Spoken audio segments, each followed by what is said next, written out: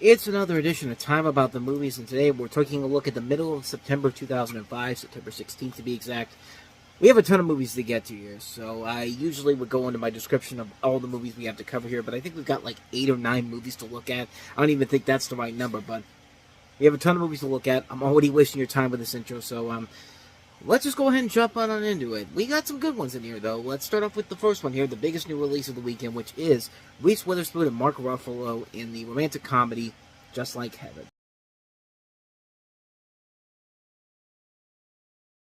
Starring John Heder as Napoleon Dynamite. I mean, after Napoleon Dynamite was the big breakout hit the year before, anytime John Heder was in a movie, he had to play a role that was like Napoleon Dynamite. I mean, there was a couple of movies like that. Some of them actually did work. Others, you can clearly tell they were trying to make him the Napoleon Dynamite in every single movie he was in. But in this film, you have Reese Witherspoon as a dedicated doctor in San Francisco who has no time for anything when she gets into a tragic car crash and goes into a coma.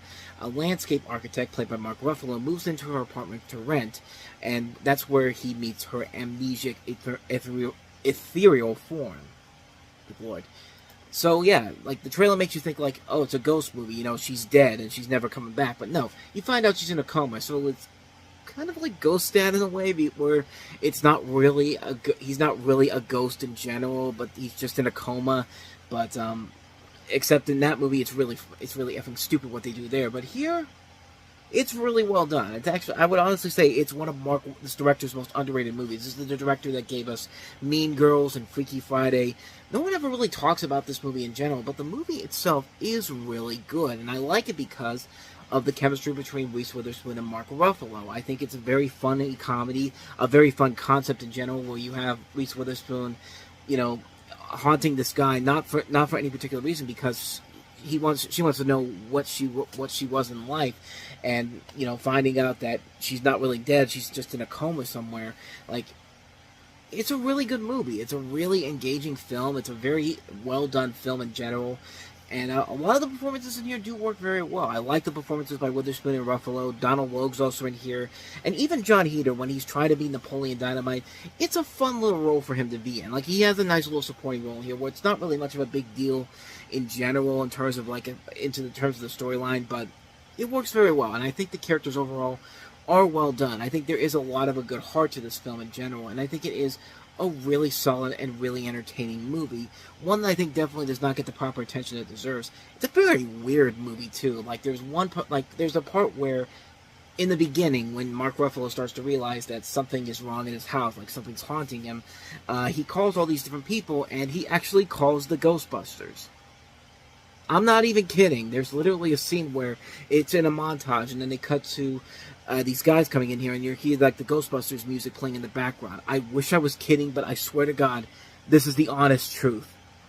You thought I was kidding, didn't you? No, that was literally the Ghostbusters music in the background, and like, they're not even wearing the same suits as the Ghostbusters are. They're not even using the same things that the Ghostbusters use. But then again, you know, like, obviously they can't do that because Ghostbusters is Sony. This is DreamWorks, of course. Which is weird, because this is the second time in the last 5 years that DreamWorks has tried to do something Ghostbusters related. Because they did the Evolution a few years prior to that, and it was just like I don't know what the deal was. Like, in that movie it made sense, but here, like, it makes no sense whatsoever why they threw a Ghostbusters reference in there. But it's just weird, but then again, that's kind of the charm of the movie. It's very odd. It's a movie that works pretty well on so many other levels. It's a film that I think is very well done. It's one I definitely recommend checking out. If you like Freaky Friday and Mean Girls, you definitely get a lot of this movie to really appreciate it from. So, I do recommend this movie a lot. I think it's a very underrated little gem. Definitely worth the watch. And speaking of underrated gems that came out this weekend, here's one of Nicolas Cage's two underrated gems from the fall of 2005, Lord of War.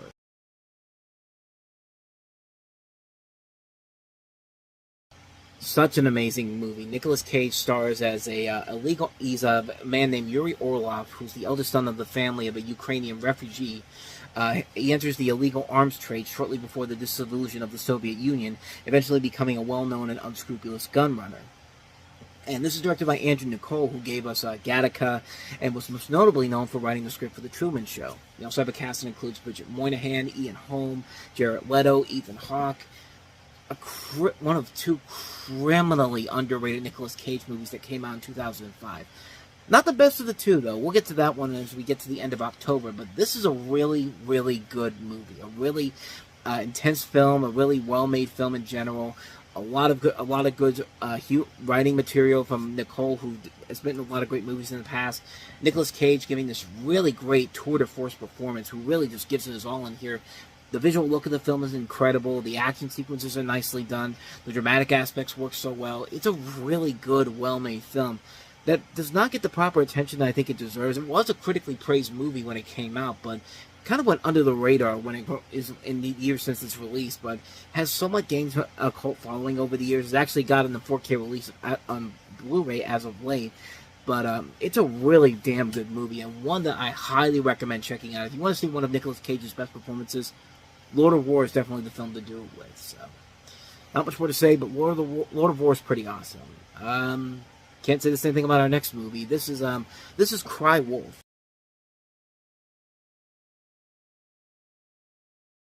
By God, the scariest thing about this whole movie: chat rooms. Remember the chat rooms back in the day? Like that's scarier than the actual killer in this 20 I mean, that whole trailer is just a scary reflection of what what computers used to be like back in the day. But oh, how times have changed in the nearly 20 years since then. 25 years, good lord. But this is Cry Wolf. It follows a group of teenagers at a remote elite boarding school who play a group parlor game called Cry Wolf. By spreading rumors of a serial killer nicknamed the Wolf, this leads to the discovery of a young woman's body on campus, putting the lives of those who played the game in legitimate danger. Spoiler alert, one of the people who created this is the killer. Like, everyone acts like, oh, who's this killer? Like, who's taking this too far? It's one of them, and they know it's one of them, but then again, this is the genius work of the infamous Jeff Wadlow. You know, that guy that gave us Truth or Dare and Imaginary? Same director. And those movies weren't great either. This one definitely isn't great either. But this is about as generic of a slasher film as you can get. There's no thrill factor. There's no chilling scenes whatsoever. The twist is about as generic as you can get, and you know exactly who the hell it's going to be right from the get-go. There is no denying who this person is that's the killer, and they try to make you think like, oh, it's not this person, it's not this person, and you have to be really stupid if you can't figure out who the person is right from the get-go, and this is just a lazy film. But a cheaply made film because it made its money back and then some, and I think there was actually a direct-to-video sequel made to this because why not? I mean, it only cost $1 million to make, so of course it's going to make its budget back, especially released by Universal, Rogue Pictures sub-studio they had for the longest time, but doesn't make the movie great. Not at all, so. Not much more to say about this one. This one sucks. Cry Wolf, and same can be said for the next movie, too. This is Venom.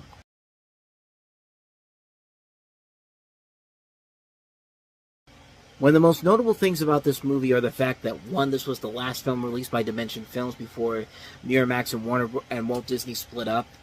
That would be one thing, but sadly, this movie was released several days after Hurricane Katrina hit. You know, Hurricane Katrina devastated much of southeast Louisiana.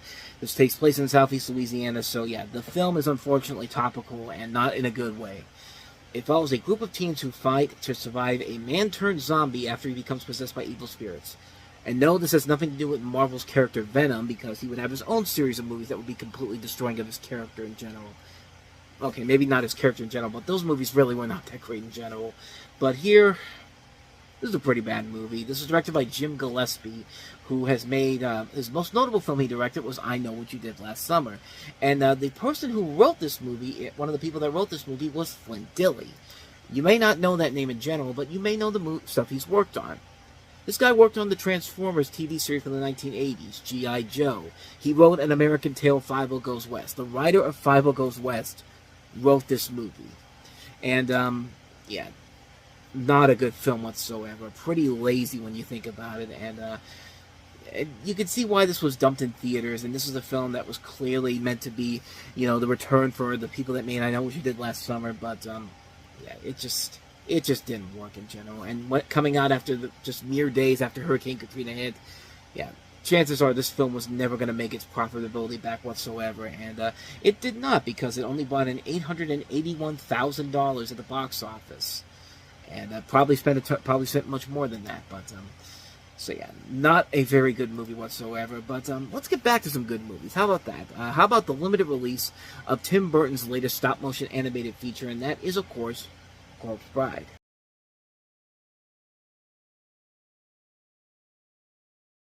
I agree. This was a good movie. Definitely a very good movie from Tim Burton, and not Henry Selick, who is often credited as one of the people who made The Nightmare Before Christmas. Even though I think even though this is his company that made this, Leica Entertainment, if I'm not mistaken, was this? Maybe he wasn't involved with this, but of course Henry Selick will be more known with his studio afterwards with his movies like Coraline. But yeah, I thought he was involved. I thought he was one of the main people behind the company that put behind Leica Entertainment. But no, it's Phil Knight and Travis Knight. But anyway, the movie is about Johnny Depp plays this man who's about to get married, as you see in the trailer there, to this woman, and he's very nervous because he doesn't know if he's going to like this woman, and this woman doesn't know if he's going to like him, because they're two separate people who have never met before, and now they're being arranged to be married.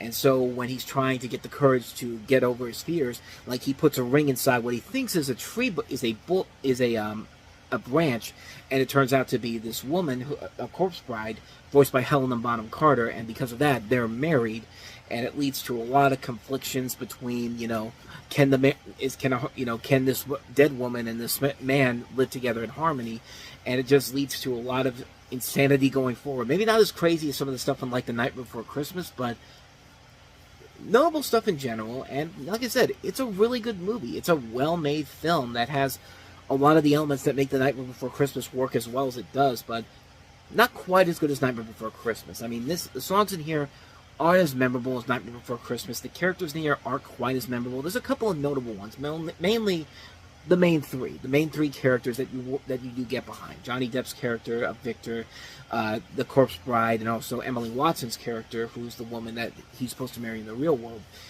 You get behind these characters, and you do like the storyline that goes on here. It's a very interesting love triangle, because you can believe that Johnny Depp would have a chemistry between not only the wife he's supposed to marry in the real world, but the one that he accidentally marries in the afterlife. And it's a very nice balance. It's a very nice balance of trying to figure out what's the right thing to do. And it's very, very weird it's very weird and very odd on how they put this together, and it just works really well. I think it's a very good storyline that works very well, because you do like all three of these characters, and you understand where everybody's coming from, and you understand Victor's situation because he has no idea how to handle this, like what's the right thing to do, and like it's very, very hard to see what decision he has to make in the end.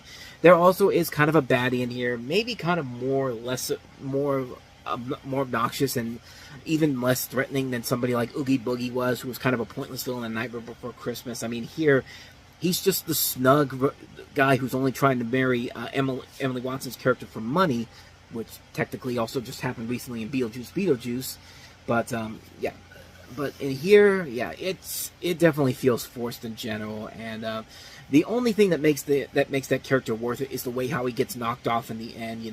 We find out that he left Emily for dead, like he left her to die, and like there's this whole thing where he's drinking. There's this liquid they're about to drink. Johnny Depp's about to drink, so that he would turn into a dead person, and the corpse bride says, this isn't right, and then the bad guy comes in, they have this fight, and then he drinks it not knowing that it's going to turn him dead, and as he's about to leave, and because there's this law that says, like, we can't hurt the living, and we can't hurt the living anymore, he dies, and they're just like, okay, now we can go ahead and mess this guy up, and it's a fun, dark little climax ending that happens with him in general, and it's a very good film, a very flawed film, but I like it because of the animation. I like it because of the chemistry between the three main characters. I think they're all well done in general. It's a very good movie. It's really kind of an underrated movie, because I don't think it gets really the proper respect it deserves, especially considering the pedigree it has to live up to, something like The Night Before Christmas, and even stuff like James and the Giant Peach, and Frankenweenie, which I think Frankenweenie is probably my second favorite of the Tim Burton stop-motion movies in general. But this is a really good film, and one that I do watch it occasionally every Halloween. It's one that, whenever it's on, I gotta watch it, because it is a film that I do really like a lot, and it's a really good movie. It's one I do recommend checking out. If you like Nightmare Before Christmas, you'll definitely like Corpse Bride a lot. I am glad to see that it is getting a little bit of a following nowadays, because now this year at Spirit Halloween, there was actually a Corpse Bride Halloween decoration that you can have outside, and I would probably buy it if it wasn't uber expensive, which probably it is. I can't remember how much it was in general, but I covered it when I last went to Spirit Halloween recently. And if you want to go check that out, I'll leave a link to the video in the corner so you can go check that out. But it'd be cool to have out there, and it does show that there is an audience building for Corpse Bride in general, and rightfully so. It's actually a pretty good movie, and one you should definitely check out this Halloween. So with that said, let's go ahead and move on to some indie titles here, some lesser films. We got 4 here to look at. And let's start with the first one we have here. Peter Falk and Paul Reiser in The Thing About My Folks.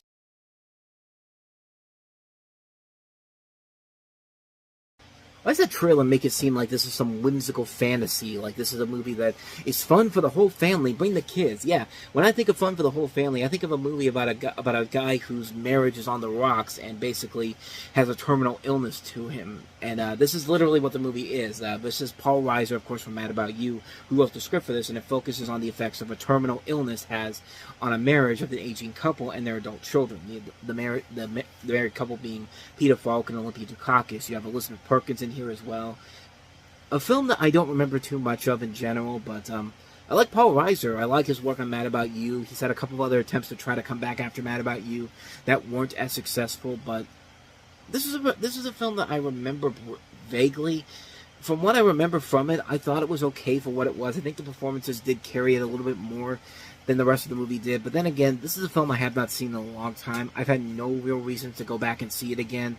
But from what I remember from it, I don't think it was a bad movie in general. But yeah, like I said, it's been too long since I remember seeing this film. So if you like Paul Reiser's work, maybe it's worth it for a one-time watch. I might want to watch it again at some point. But yeah, I've never really had the urge to go back and watch it after one time though.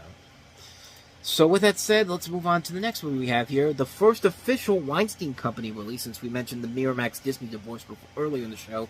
Here is Proof.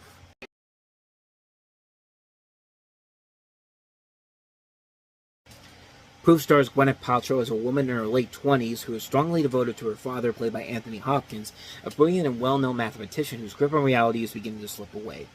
As Robert's descent into madness, Catherine begins to wonder if she may have inherited his father's mental illness along with his mathematical genius. When Robert's work reveals a mathematical proof of potentially historic proportions, it sends off shockwaves in more ways than one. Jake Gyllenhaal also stars in the movie as kind of, I think, a love interest in the film. It's been way too long since I've seen this movie. Kind of like with the last film I remember. I don't remember too much about the movie in general. I just remember that it's directed by the same guy that did Shakespeare in Love. But, yeah, I don't remember too much about it. I don't remember hating it either. I just don't remember wanting to see it after one other showing of it. I only saw it once. Never really got the urge to really see it again. But it's got a good cast overall. Paltrow, Hopkins, Gyllenhaal, Hope Davis. Written by David Auburn, who's a very known writer based off of this book. This is based off of his play. But, yeah, other than that, though, I don't really have much to say about this one. This is one that just kind of came and went for me. I remember seeing it back in the day. I've never seen it since then, so I don't know if it holds up or not. But from what I remember from it, I didn't think it was that bad. But one that I just never wanted to go back and watch again. So, not much more to say about that one. So, moving on to the next movie, Thumbsucker.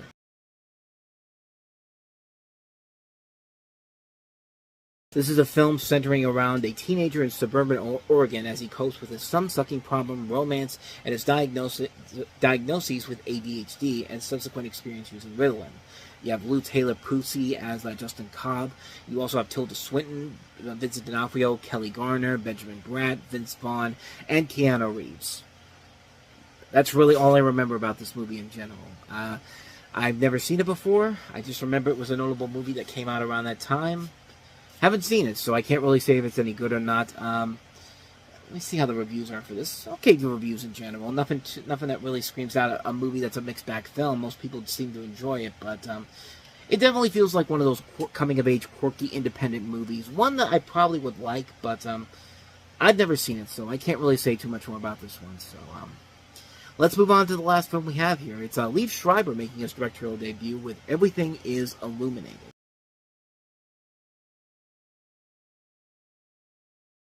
What a bizarre-looking movie. The story of this is that you have Elijah Wood as a young Jewish-American man who, with the help of an eccentric local, endeavors to find the woman who saved his grandfather during World War II in a Ukrainian village that was ultimately razed by Nazis.